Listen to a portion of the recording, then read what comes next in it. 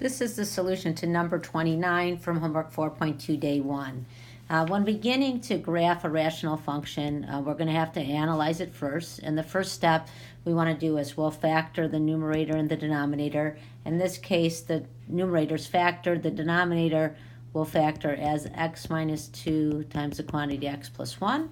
And to find x-intercepts, we're trying to find when y equals 0. For a fraction, that means when the numerator is 0, but the denominator is not 0. If the denominator is also 0, then it's not an x-intercept. It's not part of the domain. So in this case, the numerator is 0 when 3x equals 0, so that means x is 0. So we have an x-intercept at 0, 0, and the multiplicity of that x-intercept is odd. The y-intercept, we find that by finding f of 0. In this case, f of 0 is 0 over negative 2, which is 0. So the y-intercept is also 0, 0. Vertical asymptotes, we're looking for numbers that make the denominator 0, but we have to make sure the numerator is also not 0, because then we might have a hole. In this case, the denominator x minus 2 is 0 when x equals 2. X plus 1 is 0 when x equals negative 1. Both of these vertical asymptotes have odd multiplicity because they just occur one time in the denominator. The infinite asymptote, or the end behavior, we're going to compare the degree of the numerator. In this case, the degree of the numerator is 1. The degree of the denominator is 2. So this function is bottom heavy. If it's bottom heavy, we have a horizontal asymptote at y equals 0. And then we want to know, does this graph intersect with the infinite asymptote?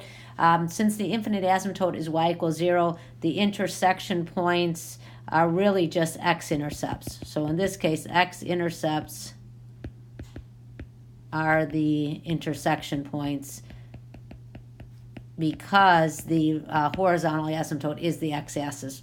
So the only intersection point we have is 0, 0. If you don't recognize that, the general strategy would be to set the function, in this case f of x, which is 3x over x squared minus x minus 2, set that equal to the horizontal asymptote, which is a line y equals 0.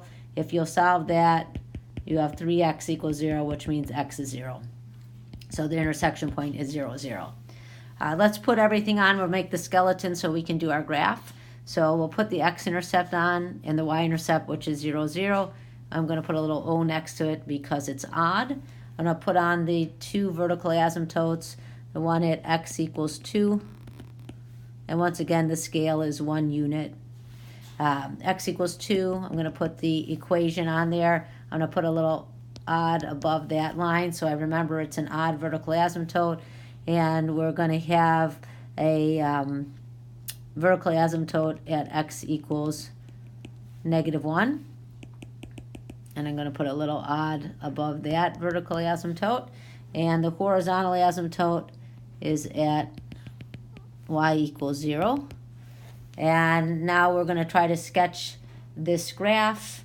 In this case, sometimes we need to find another point because we can't tell if we know we're going to cross through the x-intercept at 0, 0 because it is odd multiplicity, but I don't know if I cross going upwards or going downwards.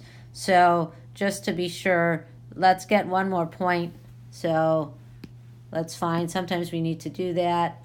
I'm going to find an additional point, and I'm going to pick an easy point. Let's pick, if x is 1, so let's find f of 1. F of 1 is 3 times 1 over 1 squared minus 1 minus 2. So that's 3 over negative 2. So we have the point 1, negative 3 halves. And you can always pick additional points. So 1, negative 3 halves. I'm going to add that to my graph. With that, now I know the way the function is going to go. It's going to pass through the x-intercept at 0, 0. It's going to pass through 1, negative 3 halves, then approach the vertical asymptotes at negative 1 and 2. And now let's go to the right of the vertical asymptote at x equals 2. So when we go just beyond x equals 2, a little bit beyond that, we have a vertical asymptote with odd multiplicity. here. So that means if the graph is going down on the left side of the vertical asymptote, that means it's going to be going up on the right side. The end's going opposite direction, but then as x gets larger, the graph has to approach the horizontal asymptote, y equals 0. And then let's go back to the vertical asymptote at x equals -1. The graph is going up on the right side of the vertical asymptote at x equals -1. When we go to the left side, because this vertical asymptote has odd multiplicity, the graph is going to be going downwards on the right side, and then as x gets smaller and smaller, it's going to approach the horizontal asymptote at y equals 0.